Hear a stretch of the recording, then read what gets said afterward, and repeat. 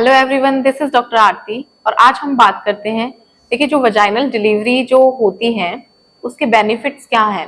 क्या caesarean section better है या नॉर्मल डिलीवरी बेटर है, आज उसी के बारे में बात करते हैं।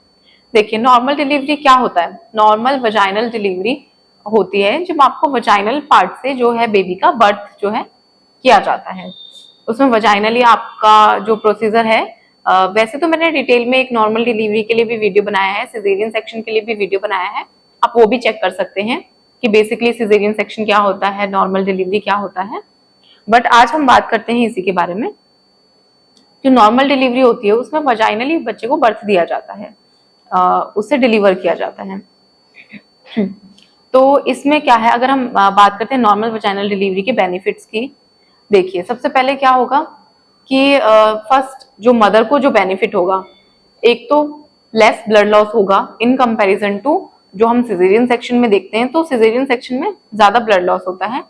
दूसरा क्या होगा, आपको जो एनेस्थीसिया का जो कॉम्प्लिकेशंस होते हैं वो कम होंगे इन कंपैरिजन टू सिजेरियन।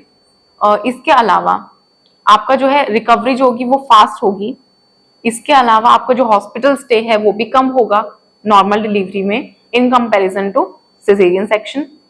इसके अलावा जो आपको जो इन्फेक्शंस हैं वो कम होंगे इन कंपैरिजन टू सिजेरियन। देखिए, बेसिकली सिजेरियन सेक्शन क्या होता है, उसमें एक बड़ा प्रोसीजर माना जाता है, उसको सर्जिकल प्रोसीजर है। इंसिजन दिया जाता है आपके एब्डोमेन पे, फिर उसके बाद यूट्राइन वॉल पे, तब बेबी को डिलीवर किया जाता है, उसमें आउट किया जाता है बेबी को। ठीक है ना। इसमें क्या होता है कि आपकी बहुत सारी लेयर्स को कट किया जाता है, तो स्पेसिफिकली देखिए चांसेस तो बहुत बढ़ जाते हैं इन्फेक्शन होने के। बट एंटीबायोटिक्स आपको दिए जाते हैं उनसे आपको बचाने के लिए। बट देखिए, जहां पर वैलिड मेडिकल रीजन है वहां आपको जो है सीधा सिजेरियन की तरफ ही जाना चाहिए। डू नॉट ट्राई कि अल्टीमेटली नहीं मुझे तो नॉर्मल ही करना है। नहीं, नॉर्मल इज गुड, बट आप किस बेसिस पे कह सकते हैं कि नॉर्मल अच्छा है। जब तक आपकी सारी चीजें नॉर्मल की तरफ इंडिकेट कर रही हैं। अगर आपका इंडिकेशन सिजेरियन की तरफ है तो प्लीज सिजेरियन सेक्शन की तरफ ही जाइए। कोई भी डॉक्टर आपको कभी भी आपको गलत राय नहीं देगा इस बारे में कि आप नॉर्मल मत कराइए, सिजेरियन कराइए, या फिर ऐसा कुछ नहीं होता है। आपको उनकी बातें सुननी चाहिए। कुछ कारण होते हैं जिनकी वजह से जो है आपको ऑपरेशन के लिए जाना पड़ता है, जैसे कि एमएसएल हो गया, फीटल डिस्ट्रेस हो गया, उन कंडीशंस में आपको सिजेरियन सेक्शन करना पड़ता है उसमें। इसके अलावा जो नॉर्मल डिलीवरी में बच्चे को क्या बेनिफिट होगा, अगर हम इसके बारे में बात करते हैं तो देखिए, जो बच्चा है उसका जो है वो वजाइनल पार्ट से जब निकलता है तो उसके जो लंग्स हैं, उसका जो एब्डोमेन वाला पार्ट है वो बिल्कुल स्क्वीज होकर वजाइना से निकलता है बाहर। तो उसमें क्या होगा, जो फ्लूइड जो फिल्ड होता है लंग्स में पूरी तरह से वो बाहर निकल जाता है। उसको ब्रीदिंग में बहुत हेल्पफुल रहता है ये। उसी तरफ अगर हम देखते हैं सिजेरियन सेक्शन में जो है बच्चे को ज्यादातर चांसेस होते हैं, हम टीटीएन एक बीमारी है एक तरीके का, मतलब कि इसमें क्या होता है, ट्रांजिएंट टेक्निपिया जो है बच्चे को हो जाता है।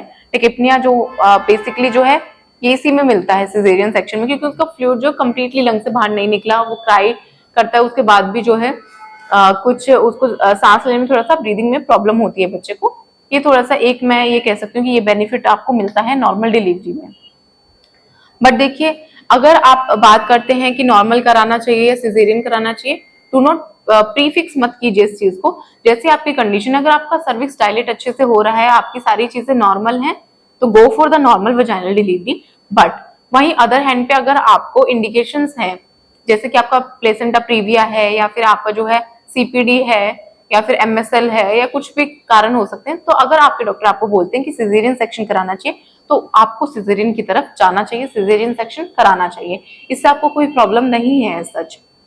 अगर हम बात करते हैं कि आप नॉर्मल के लिए कैसे जा सकते हैं कि आपकी नॉर्मल डिलीवरी ही हो, आपका गुड एंटीनेटल चेकअप्स हो, आपकी गुड एंटीनेटल केयर रखें, हेल्दी डाइट प्लान रखें अपना, डेली एक्सरसाइज करें, डेली योगा करें, मेडिटेशन करें, थोड़ा सा फिजिकली अपने आप को एक्टिव रखें, तो चांसेस आपके हायर हो जाते हैं नॉर्मल डिलीवरी की तरफ। बट देखिए, दोनों ही प्रोसीजर्स जो है नॉर्मल वजाइनल डिलीवरी और इसके साथ साथ जो है सिजेरियन सेक्शन के बारे में अगर मैं बात करती हूँ, उसके बारे में मैंने डिटेल में आपको वीडियोस बनाया हुआ है, समझाया हुआ है, उनके प्रोज कॉन्स उनके सब कुछ मैंने आपको डिटेल में बताया हुआ है। दोनों ही प्रोसीजर्स अपनी अपनी जगह पर यूजफुल होते हैं। समटाइम्स तो क्या होता है, पेशेंट जो है बियर डाउन एफर्ट्स लगा ही नहीं पाता है और वो प्लान करते हैं सिजेरियन की तरफ, तो इनसे घबराने की जरूरत नहीं है। इनसे रिलेटेड कोई भी क्वेरीज क्वेश्चंस आप मुझसे पर्सनली जानना चाहते हैं तो आप मुझसे आकर मिल सकते हैं पल्स हॉस्पिटल में।